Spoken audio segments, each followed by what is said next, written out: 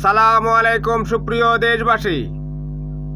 চট্টগ্রামের কর্ণফুলী টানেলের কোল ঘেঁষে চট্টগ্রামের আনোয়ারায় সমুদ্রের কোল ঘেঁষে শেখ হাসিনার জন্য 450 কোটি টাকা খরচ করে রেস্ট হাউস তৈরি করা হয়েছে 72 একর জমির উপরে। সেখানে হেলিপ্যাড রয়েছে, সুইমিং পুল রয়েছে।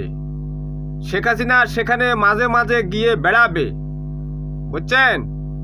তার রেস্ট হাউসের জন্য 450 কোটি টাকা খরচ হয়েছে।